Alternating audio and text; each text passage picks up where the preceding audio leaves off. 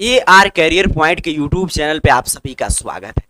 सबसे पहले काफी दिनों से आपका क्लासेस नहीं चल रहा था, उसके लिए मैं आप सभी से क्षमा प्रार्थी हूं। चलिए अब आपके लिए डेली इस समय पे जैसे पहले 7 PM पे आप क्लास करते थे शाम में, वैसे आपके लिए चाहे वीडियो क्लास में लाने का प्रयास करेंगे या लाइव क्लास, लेकिन क्लासेस आपका कंटिन्यू चलेगा क्योंकि एग्जाम में काफी कम समय है। अब देखिए जो भी हम लोग BSc क्लासेस पे क्लासेस कर रहे हैं इस चैनल पे, और वहां से हम लोग फिर से शुरू करेंगे। संस्कृत की क्लास वहां पे चल रहा था और आपने देखा कि पीछे हम लोग संस्कृत में एक टारगेट लेकर चले थे कि सभी का 100 में 100 आए संस्कृत में, और उसमें व्यापक तौर पे हम लोग पढ़ाई करते रहे थे। मैं स्ट्रेटजी आपको बता चुका हूं। इसके साथ साथ जो भी चैप्टर हम लोग पीछे आपको याद होगा अगर आप पढ़ते होंगे तो सभी चैप्टर का अर्थ हम लोग समझ रहे थे, हिंदी अर्थ, और उससे किस रूप में सब्जेक्टिव ऑब्जेक्टिव प्रश्न आएंगे वो भी हम लोग चर्चा कर रहे थे। इस क्रम में पीछे 8 चैप्टर तक अर्थात कि क्रमवीर कथा तक आपके प्यूसम हम लोग पढ़ चुके हैं। आज आपका जो 9वां चैप्टर है स्वामी दयानंद के बारे में, उस चैप्टर की हम लोग अर्थ को समझेंगे। आप जानते हैं पीछे मैं संस्कृत के स्ट्रेटजी में हमेशा आपको जानकारी देता हूं कि हिंदी अर्थ समझना आपके लिए कितना आवश्यक हो जाता है, क्योंकि ऑब्जेक्टिव में 40 से 45 प्रश्न हिंदी में आते हैं हिंदी अर्थ से, और सब्जेक्टिव में 16 अंक के आपके लघु उत्तरीय प्रश्न पूछे जाते हैं। 16 प्रश्न आते हैं, 8 का जवाब देना होता है, 2-2 अंक के प्रश्न आते हैं, तो सभी हिंदी अर्थ से ही आते हैं। तो अगर समझिए आप हिंदी अर्थ सिर्फ समझे हैं तो इतना अंक आप सीधे सीधे हिंदी में लिख कर ला सकते हैं। तो इसीलिए सभी चैप्टर का हम लोग हिंदी अर्थ समझ रहे हैं, और जैसे ही चैप्टर समाप्त होगा उसका इसका जैसे पहले आप लोग पढ़ते आ रहे थे उसी क्रम में क्लासेस चलेगा, ऑब्जेक्टिव सब्जेक्टिव प्रश्नों की हम लोग चर्चा करेंगे। तो चलिए ध्यान से समझिएगा, काफी आसान भाषा में समझने का हम लोग प्रयास करेंगे। 9वां नंबर चैप्टर पे हम लोग पहुंच चुके हैं। जो भी विद्यार्थी पीछे के 8 चैप्टर का क्लासेस नहीं किए हैं, आपको जाकर BSc क्लास जो अब AR जॉब पोर्टल के नाम से हो गया वहां पे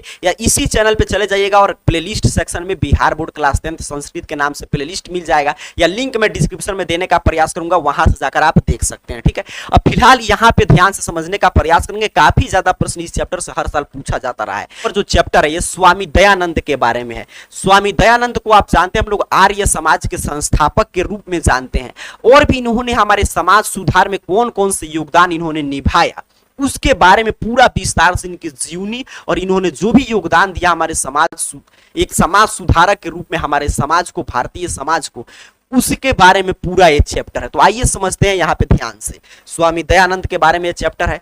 यहाँ पे सबसे पहले पाठ परिचय दिया जा रहा है। ठीक है, सीधे हम लोग हिंदी अर्थ पे फोकस रहेंगे क्योंकि यहाँ से प्रश्न आता नहीं है, सीधे सीधे हिंदी अर्थ से प्रश्न पूछे जाएंगे, तो अपने को यहाँ पे ध्यान से समझना है। बताया जा रहा है कि आधुनिक भारत में समाज और शिक्षा का महान उद्धारक स्वामी दयानंद थे। आर्य समाज नामक संस्था की स्थापना से इनका प्रभुत्व सहयोग भारतीय समाज ने ग्रहण किया।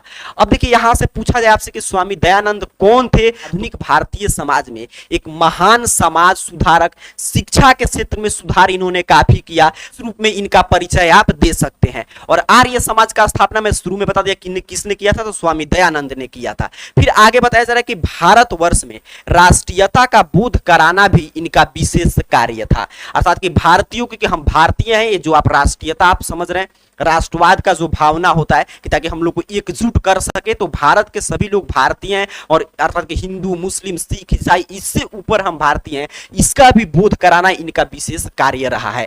आगे बताया जा रहा है कि समाज के अनेक दूषित प्रथाओं को खंडन कर शुद्ध तत्वों का ज्ञान प्रचार दयानंद ने किया।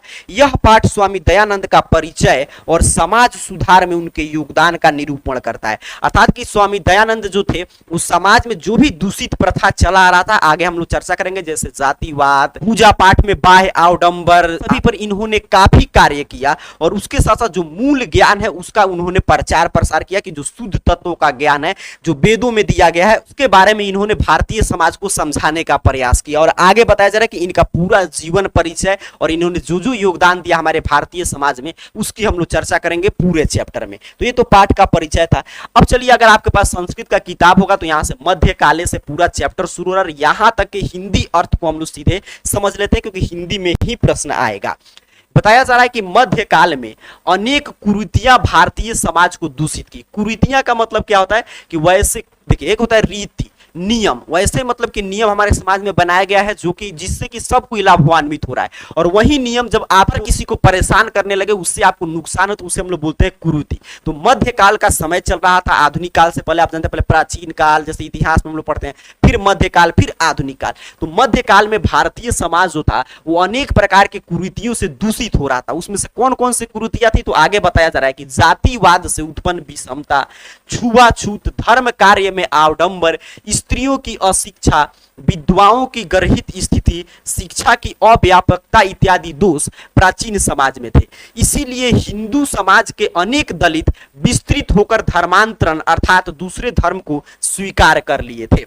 अब देखिए यहाँ पे क्या बताया जा रहा है कि मध्यकाल में जो कुरीतियां थी उसमें प्रमुख कुरीति थी आपका जातिवाद, कि जातिवाद मध्यकाल में अपने चरम उत्कर्ष पे था। कि दलित थे जातिवाद से परेशान होकर अपना धर्मांतरण करा रहे थे, कि दूसरे धर्म में शिफ्ट हो रहे थे।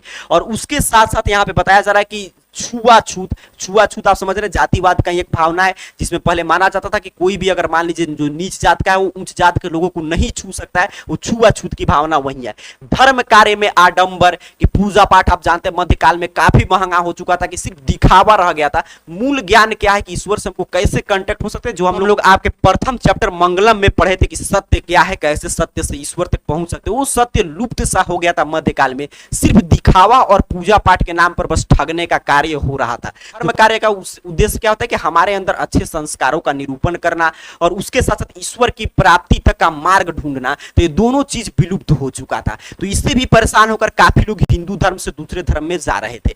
फिर आगे बताया जा रहा है कि स्त्रियों की अशिक्षा, वहां पे पहले माना जाता था कि स्त्रियां नहीं पढ़ सकती है, तो मध्यकाल में भी स्त्रियों की स्थिति काफी दयनीय थी। तो उससे भी मान लीजिए कोई स्त्री नहीं पढ़ेगा तो कि जो भी धर्म है, शुरू में बताया धर्म का कार्य क्या है कि हमारे जीवन में एक पॉजिटिव बदलाव लेकर आए, और वही धर्म अगर हमें नुकसान पहुंचे, में अशिक्षित करे, में मूर्ख बना दे, तो कोई भी उस धर्म से पलायन कर ही जाएगा। तो इस सभी कारणों से लोग पलायन कर रहे थे।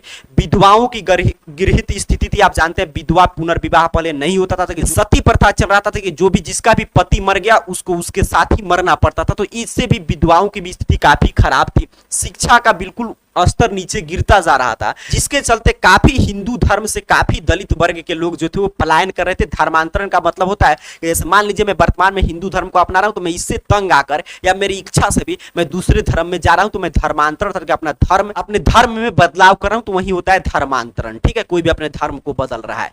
आगे बताया जा रहा है कि ऐसे विषम समय में 19वीं शताब्दी में धर्म उद्धारक, सत्य के अन्वेषण करने वाले, सामाजिक विषमता को दूर करने वाले भारतवर्ष में उत्पन्न हुए।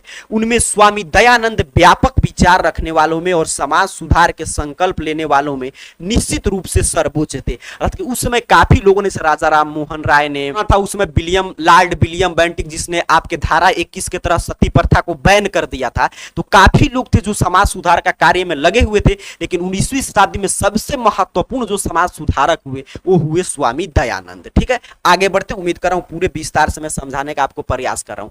फिर आगे अब तो इनका फिर समझिए परिचय बताया गया, इनका बैकग्राउंड कहानी का एक बताया गया कि भारतीय समाज में विषम परिस्थितियां, कुरीतियां आ गई थी, जिस परिस्थिति में इनका जन्म हुआ। ठीक है, अब आगे इनका पूरा जीवनी है। चलिए सीधे हम लोग हिंदी अर्थ पे फोकस रहेंगे, यहां पे ध्यान से समझेंगे। बताया जा रहा है कि स्वामी जी का जन्म गुजरात प्रदेश के टंकरा नामक ग्राम में 1824 ईस्वी वर्ष में हुआ था। अब यहां से रटते चलेंगे, यहां से प्रश्न मिल रहा है, पूछेगा कि स्वामी जी मतलब स्वामी दयानंद का जन्म कब हुआ था। यह प्रश्न कई बार पूछा गया है, तो 1824 ईस्वी में। ठीक है, कहां हुआ था, तो गुजरात राज्य के टंकरा नामक ग्राम में। तो ये दो प्रश्न यहां से मिल गया, तो इसको रट के रखेंगे। बालक का नाम मूल शंकर रखा गया। ये प्रश्न तो आप देखेंगे अगर क्वेश्चन बैंक का आप अध्ययन करते हैं तो कई बार पूछा गया है कि स्वामी दयानंद के बचपन का नाम क्या था, मूल शंकर। मूल शंकर किनका नाम था, स्वामी दयानंद का। इनका बचपन में जब इनका 1824 में गुजरात के टंकरा नामक ग्राम में जब इनका जन्म होता है, इनके घर परिवार के लोग इनका नाम मूल शंकर रखते हैं। फिर बताया जा रहा है कि इनकी शिक्षा संस्कृत अध्ययन से प्रारंभ हुई। कर्मकांडी परिवार में उस प्रकार की व्यवस्था उस समय यही थी। इसको भी ध्यान से समझेंगे। ये भी प्रश्न देखिए, लाइन से कितना ज्यादा प्रश्न मिला जो मैं बता रहा हूं, यहां से देखिए कितना ज्यादा आपका जो शाब्दिक परीक्षा कुछ दिन में शुरू होगा, उसमें द्वितीय शाब्दिक परीक्षा में, फिर आपका सेंटअप में, फाइनल बोर्ड एग्जाम में काफी प्रश्न पूछे जाएंगे। तो ध्यान से इसको याद करते चलना है। ये प्रश्न पूछता है कि उनकी शिक्षा जो है किस भाषा में शुरू हुआ था, प्रारंभिक शिक्षा, तो संस्कृत भाषा में। ये आपको याद रखना है, क्योंकि उस समय जो भी कर्मकांडी परिवार थे, उस कांडी मतलब जो भी कर्मकांड में, पूजा पाठ में, बाह्य आडंबर में विश्वास करते थे, वहां में यही व्यवस्था था कि उनमें संस्कृत में ही शिक्षा दिया जाएगा। ठीक है, तो उनका प्रारंभिक शिक्षा संस्कृत में हुआ था। ये भी प्रश्न कई बार पूछा गया, आगे भी पूछा जाएगा। फिर आगे बताया जा रहा है कि उपासक परिवार में मूल शंकर के लिए शिवरात्रि का पर्व उद्बोधक हुआ। अर्थात कि जो मूल शंकर था कि दयानंद के जो परिवार के लोग थे वो शैव उपासक थे। शैव उपासक एक वैष्णव एक शैव होता है। शैव मतलब हिंदू धर्म के वैसे लोग जो भगवान शिव को अपना मेन मतलब कि गॉड मानते हैं, देवता मानते हैं, उनको शैव उपासक बोलते हैं।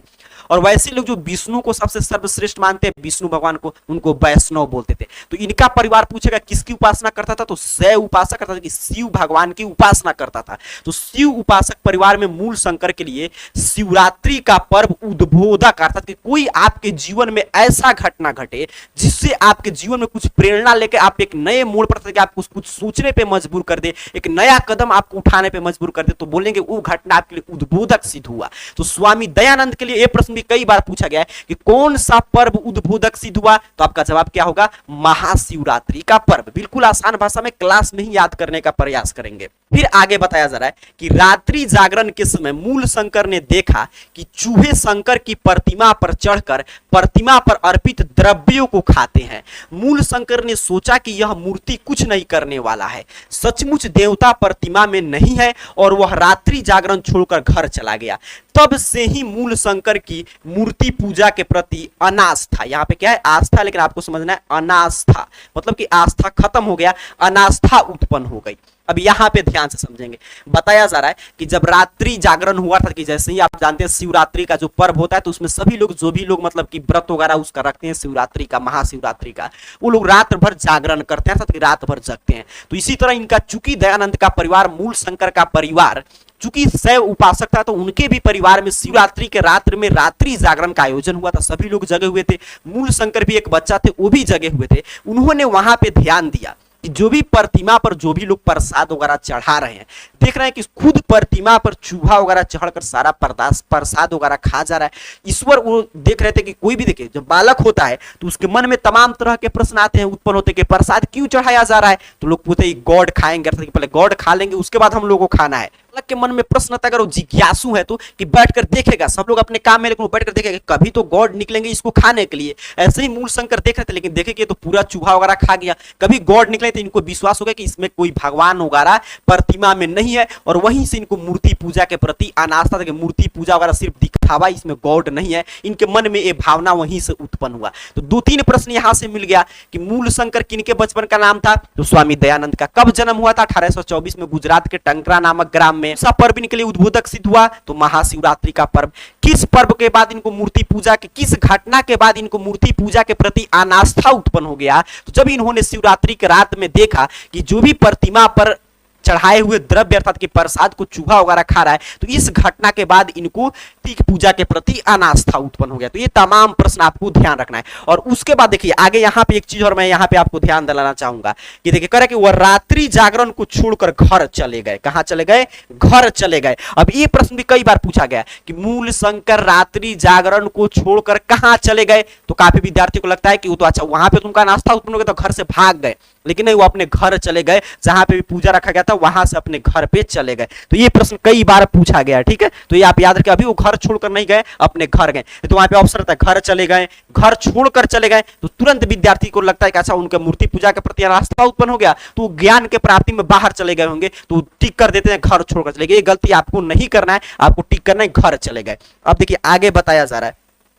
कि 2 वर्ष के अंदर उनकी प्रिया का निधन हो गया। इससे मूल शंकर में वैराग्य का भाव आ गया। देखिए यहाँ पे क्या घटना घटता है, मूल शंकर के मन में प्रश्न चलना उत्पन्न शुरू हो गया था वहीं से कि मूर्ति में गॉड वगैरह नहीं है। फिर वो गए 2 साल के अंदर में उन्होंने क्या देखा, उस पर वो काम कर रहे थे कि क्या है ये घटना, क्यों लोग मूर्ति पूजा कर रहे हैं। तो उसके बाद तब तक 2 साल के अंदर उनके प्रिय अर्थात उनके छोटी बहन का मृत्यु हो जाता है। तब उनको और वैराग्य की भावना आ गई, उनको लगा कि मृत्यु ही इस जीवन का सत्य है, सत्य है, अर्थात कि हम कुछ भी कर ले एक दिन मृत्यु आएगा ही आएगा। जाएगा, आदमी के अंदर वैराग्य का भावना तो सोचने के लिए चलता है कि दुनिया सब जो है असत्य है, सत्य का मार्ग क्या है, कैसे इस आने जाने के मुख से हम लोग मुक्त हो सकते हैं, इसकी खोज में जो निकल जाए उसे हम लोग बोलते हैं वैराग्य। तो उनके अंदर वैराग्य का भाव आ गया। घर छोड़कर विभिन्न विद्वानों और साधु की संगति में रमते हुए यह मथुरा के बिरजानंद प्राज्ञा चक्षु विद्वान के समीप गए। अब ये प्रश्न यहां से प्रश्न बनेगा कि कब उन्होंने घर छोड़ा, तो 2 वर्ष, जब शिवरात्रि के 2 वर्ष बाद जब उनकी बहन की, छोटी बहन की, उनकी प्रिया की निधन हो गया, तब उन्होंने घर छोड़ा वैराग्य की भावना लेकर उस घटना के बाद। और वहां से उन्होंने रास्ते में काफी साधुओं के पास गया, काफी साधुओं से उन्होंने ज्ञान प्राप्त किया, इनके मन में जो भी प्रश्न था इन्होंने पूछने का प्रयास किया। आपके अंदर जिज्ञासा होगा किसी भी चीज के जानने में, आपके अंदर तरह तरह के प्रश्न मिलेगा, आप किसी से भी पूछेंगे, लेकिन जब तक आपका जवाब से कोई आपको संतुष्ट नहीं कर देगा तब तक आपके मन में बेचैनी रहेगा, आप आगे बढ़ते जाएंगे कि इस प्रश्न का सही जवाब क्या है। उसी तरह यहाँ पे वो साधु के संगति में रमते हुए काफी लोगों से उन्होंने अपने मन का प्रश्न किया, पूछा, काफी हद तक उनको ज्ञान की प्राप्ति हुई, लेकिन कोई उनको विस्तृत जो भी उनके मन में प्रश्न था उसका सही और सटीक जवाब नहीं मिला। इस तरह वो घूमते घूमते मथुरा में गए, किसके पास, तो बिरजानंद के पास। ठीक है, अब देखिए यहाँ पे ये भी प्रश्न, स्वामी दयानंद के गुरु कौन थे, तो बिरजानंद थे। कहां पे थे, तो मथुरा के प्राज्ञा चक्षु विद्वान थे, काफी बड़े लेवल के विद्वान थे। उनसे ऋषि ग्रंथों का अध्ययन शुरू किया। स्वामी दयानंद देखिए बिरजानंद से क्या अध्ययन करने लगे, तो जो भी ग्रंथ थे, ऋषियों ने जो भी ग्रंथ लिखा था उसका उन्होंने अध्ययन किया, इसीलिए जो भी आपको कुछ सिखाए वो आपका गुरु है। तो इसलिए प्रश्न पूछता है कि स्वामी दयानंद के गुरु कौन थे, तो बिरजानंद। बिरजानंद के उपदेश से वैदिक धर्म के प्रचार में और सत्य के प्रसार में उन्होंने अपनी जीवन समर्पित कर दिया। जहां तहां बाह्य धर्म आडंबर को उन्होंने खंडन भी किया। अनेक पंडित उनसे पराजित होकर उनके मत से दीक्षित हो गए, अर्थात उनके सिद्धांत को मान ले। यहां पे बताया जा रहा है जब उन्होंने, बिरजानंद ने उनको पूरा ऋषि ग्रंथों का अध्ययन करा दिया, पूरा उनको ज्ञान की प्राप्ति हो गया, उनके मन में जो भी प्रश्न था कि वास्तविक सत्य क्या है, पूजा पाठ में जो आडंबर इसको कैसे खत्म कर सकते हैं, मूल जो हम लोग के अंदर समस्या है ईश्वर को प्राप्त करना, जो भी जीवन में समस्या, इस समस्या का समाधान क्या है, तब ये सभी पे उनको ज्ञान हो गया, विस्तृत ज्ञान। तब बिरजानंद ने उनको बताया कि वैदिक धर्म में, अर्थात जो भी हिंदू धर्म है उसमें उसका तुम प्रचार प्रसार करो, अर्थात वैसा हिंदू धर्म जो प्राचीन काल में था, जो सिर्फ वेद को मानता था, कोई बाह्य आडंबर नहीं, उसका तुम प्रचार करो और सत्य का प्रचार करो। तो इसी में उन्होंने अपने गुरु का बात मानकर अपना पूरा जीवन व्यतीत किया। हर जगह जाकर जहां पे उन्होंने धर्म में देखा कि यहाँ पे बाह्य आडंबर हो रहा है, दिखावा हो रहा है, उसका खंडन हुआ, तो वहां उस समय जो पंडित लोग थे, विद्वान थे, जिनका दुकान बंद हो रहा था, उनसे उन्होंने शस्त्रार्थ किया, उनको लोगों के सामने पराजित किया, और पराजित करने के बाद वो भी पंडित वहां से स्वामी दयानंद के मत को स्वीकार कर लिया था, उनका चेला वगैरह बन गए, उनसे दीक्षित हो गए। चलिए अब आगे बढ़ते हैं, अपने आते हैं पाठ पे, मूल पाठ पे। अब यहाँ पे जो आगे जब निकल चुके हैं, आपका शिक्षा वगैरह जो भी हिंदू धर्म में बाह्य आडंबर है, जो भी समाज में कुरीतियां, उसको दूर करने का प्रयास करने किस रूप में आगे जानकारी दिया गया है। यहाँ पे बताया जा रहा है कि स्त्री शिक्षा, विधवा विवाह, मूर्ति पूजा, छुआछूत और बाल विवाह प्रथा का निवारण कर उनके द्वारा महान प्रयास विभिन्न समाज उद्धारकों के साथ मिलकर किया गया। जो भी उस समय अन्य समाज उद्धारक थे, उनके साथ मिलकर इन्होंने स्त्री शिक्षा को बढ़ावा दिया, फिर विधवा पुनर्विवाह को इन्होंने बढ़ावा दिया, मूर्ति पूजा का इन्होंने खंडन किया, छुआछूत को खत्म करने का इन्होंने प्रयास किया, जो बाल विवाह प्रथा था, पहले जो कम एज में शादी वगैरह लड़का लड़कियों कर देते, तो उनका भी, इस प्रथा को भी इन्होंने विरोध किया। ठीक है, काफी उसमें जो भी समाज सुधारक थे भारत में, उनके साथ मिलकर इन्होंने सभी कार्य का अंजाम दिया। आगे बताया जा रहा है कि अपने सिद्धांतों के संकलन के लिए इन्होंने सत्यार्थ प्रकाश नामक एक पुस्तक राष्ट्रभाषा में लिखकर इन्होंने अपने अनुयायियों पर बहुत बड़ा उपकार किया। अब देखिए यहां पे ध्यान से समझेंगे, ये भी प्रश्न कई बार पूछा गया कि सत्यार्थ प्रकाश किसकी रचना है, तो स्वामी दयानंद की। इन्होंने सत्यार्थ प्रकाश नामक ग्रंथ को किस भाषा में लिखा है, तो राष्ट्रभाषा अर्थात कि हिंदी में। ये समझ कर रखेंगे कि राष्ट्रभाषा हिंदी में इन्होंने इस पुस्तक को रखा है। तो 2 प्रश्न यहां से पूछे जाते हैं। आगे बताया जा रहा है, किंतु वेद के प्रति सभी धर्मानुयायियों का आकर्षण के लिए उन्होंने स्वयं वेदों के भाष्य संस्कृत और हिंदी भाषाओं में लिखा, अर्थात कि सभी लोग वेद ही मूल सत्य है, वेद में ही ईश्वर तक पहुंचने का मार्ग है। वेद में कोई बाह्य आडंबर, पूजा पाठ, मूर्ति पूजा के बारे में नहीं बताया गया। जो हम लोग मंगलम चैप्टर में, जो मंगलम पाठ में भी जो संस्कृत का पहला पाठ था, उसमें भी हम लोग ध्यान से पढ़े थे पूरे विस्तार से। तो इन्होंने भी वेद के प्रचार प्रसार, क्योंकि वेद का भाषा संस्कृत, और संस्कृत में भी काफी मतलब कि उच्च लेवल का संस्कृत, सब कोई नहीं समझ सकते हैं, तो उसको इन्होंने वेद का भाष्य की रचना की, संस्कृत में भी और हिंदी में भी। प्राचीन शिक्षा में दोषों को दिखाते हुए इन्होंने नवीन शिक्षा पद्धति का प्रदर्शन किया। उसके साथ साथ अपने सिद्धांतों के कार्यान्वयन के लिए 1875 ईस्वी वर्ष में मुंबई नगर में आर्य समाज की स्थापना कर अपने अनुयायियों के लिए प्रत्यक्ष रूप से सामाजिक बुराइयों के संशोधन का मार्ग स्पष्ट किए। अर्थात इन्होंने ही आर्य समाज की स्थापना की। और आर्य समाज का स्थापना कहां हुआ था? तो मुंबई में। कब हुआ था? तो 1875 में। यहां पे देखिए जानकारी दिया जा रहा है। तो ये सभी प्रश्न यहां से पूछे जा सकते हैं। चलिए आगे बढ़ते हैं। आगे यहां पे बताया जा रहा है कि आगे जो आपके चैप्टर में यहां से यहां तक संप्रति से लेकर यहां तक स्मरणीय मस्ती तक का जो तंजा है, इसके हिंदी अर्थ को आइए समझते हैं।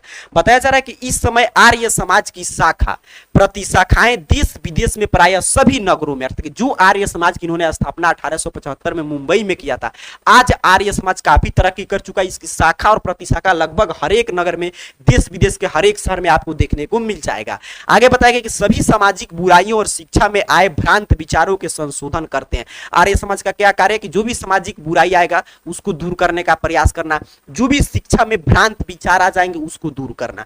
उनके अनुयायी ने शिक्षा पद्धति में गुरुकुल का प्रचलन किया और डीएवी विद्यालय के समूह को उनकी मृत्यु 1883 ईस्वी वर्ष के बाद प्रारंभ किए। देखिए 1824 में इनका जन्म होता है और 1883 में इनकी मृत्यु हो गई। अब 1883 में जब इनका मृत्यु हुआ तो उसी समय गुरुकुल पद्धति के जो भी इनके शिष्य थे उनकी शुरुआत की और इन्होंने डीएवी दयानंद एंग्लो वैदिक स्कूल का इन्होंने स्थापना किया। यहां पे देख लीजिए, डीएवी दयानंद एंग्लो वैदिक विद्यालय का इन्होंने स्थापना किया। ठीक है, कब किया? तो उनके मृत्यु वर्ष था 1883 ईस्वी में। उनका मृत्यु कब हुआ था? तो 1883 में। डीएवी क्या है? तो दयानंद एंग्लो वैदिक विद्यालय है। इसकी स्थापना कब हुआ? तो उनके मृत्यु के वर्ष अर्थात उनका अनुयायियों के द्वारा किया गया था 1883 में। आगे जानकारी दिया गया कि वर्तमान शिक्षा पद्धति में और सामाजिक बदलाव के लिए दयानंद तथा आर्य समाज का योगदान सर्वदा स्मरणीय है। यहां पे आपका चैप्टर पूरा खत्म हो जाता है।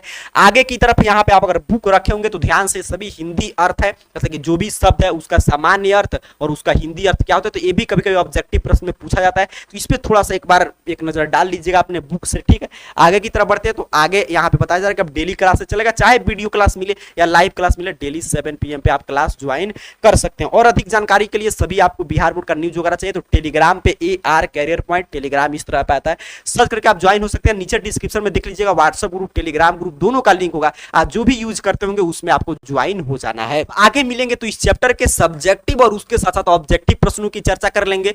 तब तक के लिए इसका बार बार रिवीजन कर लीजिए क्योंकि इस चैप्टर से काफी प्रश्न आते हैं। मैं उम्मीद कर रहा हूं इसके हिंदी अर्थ को आप आसान भाषा में समझ चुके हैं। इससे कोई भी प्रश्न आएगा एग्जाम में तो आपसे नहीं छूटेगा। आप सभी को बहुत बहुत धन्यवाद।